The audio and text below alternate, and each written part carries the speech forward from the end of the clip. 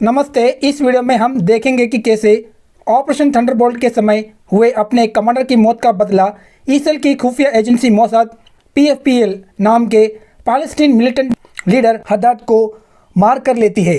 ये assassination Iraq की राजधानी बगदाद में बहुत ही रहस्यमय तरीके से किया जाता है। तो मोसाद के इस हैरत अंगेज असैसिनेशन के बारे में जानने के लिए स्किप किए बिना इस वीडियो को पूरा देखिएगा।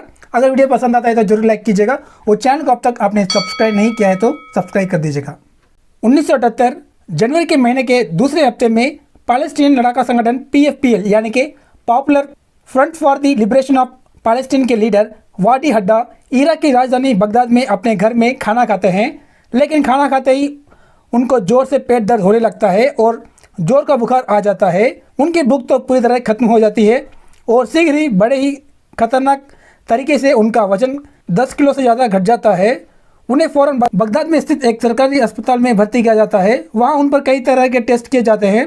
बाद में डॉक्टर्स बताते हैं कि उनको हेपेटाइटिस यानी कि उनके लीवर में सूजन हो जाती है और ऊपर से उनको न्यूमोनिया भी हो जाता है। इराक के सबसे बेहतरीन डॉक्टर्स उनका इलाज करते हैं, लेकिन उनका बुखार कम होने का नाम नहीं लेती है। एक समय तो उनके बाल झड़ना शुरू हो जाते हैं। तो डॉक्टर्स कहते हैं कि शायद उनको जहर दिया गया है, लेकिन डॉक्टर्स को ये नहीं पता था कि कौन सा जहर और कैसे दिया गया। इराक की सरकार की सुरक्षा में रहने वाले आदमी को खाने में तो जहर देना नामुमकिन था। अगर ऐसा दिया जाता तो टेस्ट में ही पता चल जाता। उस समय पैलेस्टीन लड़ाके संगठनों को सोवियत यूनियन यानी कि रशिया सहायता कर रहा था और जर्मनी भी पूर्व जर्मनी पश्चिम जर्मनी करके दो हिस्सों में बटा हुआ था। इस जर्मनी को रशिया सपोर्ट कर रहा था। ऐसे में PLO लीडर यासर अराफत ने इस जर्मनी की सहायता मांगी।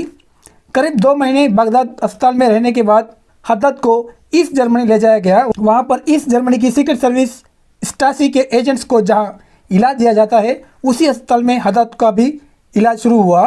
तो यासर अराफत को लग रहा था इस जर्मनी की सहायता से हद्दाद की इस हालत का पता चल जाएगा। लेकिन इस जर्मनी के डॉक्टर्स ने भी उन पर सारे टेस्ट करके देख लिए, लेकिन उनको भी कुछ पता नहीं चला। उनके शरीर में अंदर ही अंदर कई जगहों पर ब्लीडिंग हो रही थी। उसे डॉक्टर्स द्वारा रोक पाना बिल्कुल भी नामुमकिन था। 10 दिन तक हद्दाद की दर्दनाक चीखें उस पूरे अस्पताल में गूंज रही थी और आखिर में 29 मार्च 1978 को उनकी मौत हो जाती है।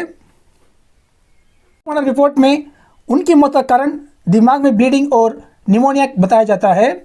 हद्दाद को इसराइल ने कैसे मारा, ये जानने से पहले उसे क्यों मारा ये जान लेते हैं। तो उसके लिए उस तारीख से 1.5 साल पीछे जाते हैं। PFPL का लीडर हद्दाद एयर फ्रांस की एक प्लेन को हाईजैक करने का प्लान बनाता है। 27 जून 1976 को इसराइल के तेल अवीव शहर से एयर फ्रांस की फ्लाइट 139 एथेंस के रास्ते पेरिस के लिए उड़ान भरती है। जब वो प्लेन एथेंस पहुंचती है तो वहाँ 58 यात्री उसमें चढ़ते हैं। उन यात्रियों में हद्दाद द्वारा भेजे गए PFPL के 2 मिलिटेंट्स और उनके 2 जर्मन पार्टनर्स भी चढ़ जाते हैं, यानी कि कुल मिलाकर 4 हाईजैकर्स चढ़ जाते हैं। उस प्लेन को वो लोग हाईजैक करके लीबिया के बेनगाजी शहर में पैट्रिसिया मार्टेल नाम की एक महिला यात्री को उतारने के लिए रुकते हैं। इस महिला ने अपना दिमाग चलाकर खुद अपने आप को घायल करके हाईजैकर्स को ये यकीन दिला दिया कि उनका मिसकैरेज हो गया है। जैसे ही मार्टेल वहाँ पर उतरती है, उसे फ़ौरन लंदन ले जाया जाता है। वहाँ पर ब्रिटिश खुफिया एजेंसी MI16 और इसराइल खुफिया एजेंसी मोसाद हाईजैकर्स के बारे में उनसे जानकारियाँ लेती है और फिर मोसाद ऑपरेशन थंडरबोल्ट की प्लान बनाना शुरू कर देती है। बेनगाजी में मार्शल को उतारने और फ्यूल भरने के लिए हाईजैकर 7 घंटे तक उस प्लेन को वहां पर रुकाते हैं और फिर वहां से उगांडा के एंटेबे शहर जाते हैं। वो हवाई जहाज़ उगांडा के एंटेबे एयरपोर्ट में उतर जाता है। वहां पर और कुछ आतंकवादी इन हाईजैकर से मिल जाते हैं और इसराइल यात्रियों को अलग कर देते हैं और बाकी यात्रियों को छोड़ देते हैं। अब ये आतंकवादी इन यात्रियों की रिहाई के बदले में अपने 50 साथियों की रिहाई और एक बड़ी रकम की डिमांड इसराइल सरकार के सामने रखते हैं।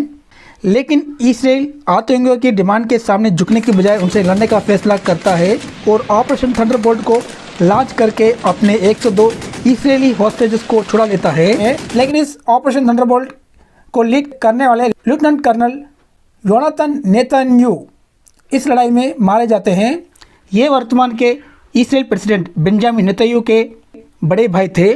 उसी दिन से हद्दाद को मारने का प्लान मोसाद बनाना शुरू कर देता है। लेकिन इराक जैसे दुश्मन के देश की राजधानी में हिट स्क्वाड भेजकर मारना नहीं चाहती थी, क्योंकि वो हाईली रिस्की था। मौसाद चाहती थी कि सांप भी मर जाए और लाठी भी न टूटे, यानी कि हदद को ऐसे मारा जाए कि जिससे किसी को भी इसराइल के ऊपर शक ही ना हो। मतलब या तो किसी बीमारी से उनकी मौत हो जाए या फिर किसी हादसे यानी कि कार एक्सीडेंट करवा के उनको मार दिया जाए। तो मौसाद ने पहला रास्ता चुना, यानी कि उनको किसी बीमारी से मराया जाए। यह काम मौसाद एजेंट सैडनेस को देती है।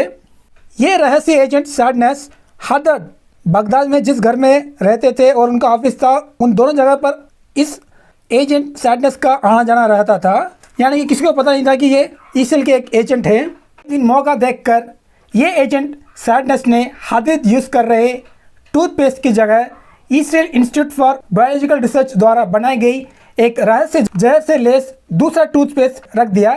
यानी कि टूथपेस्ट बदल देते हैं।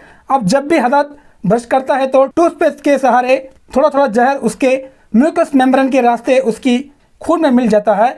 ऐसा कुछ दिनों तक होता है और जब उसके खून में बहुत ज़्यादा जहर इकट्ठा हो जाता है तभी उसकी तबीयत बिगड़ने लगती है और बाद में उसकी मौत भी हो जाती है। आशा करता हूँ कि आपको ये वीडियो पसंद आया होगा। अगर वीडियो पसंद आया होगा तो ज़रूर लाइक कीजिएगा और चैनल को अब तक आपने सब्सक्राइब नहीं किया है तो सब्सक्राइब कर दीजिएगा। धन्यवाद।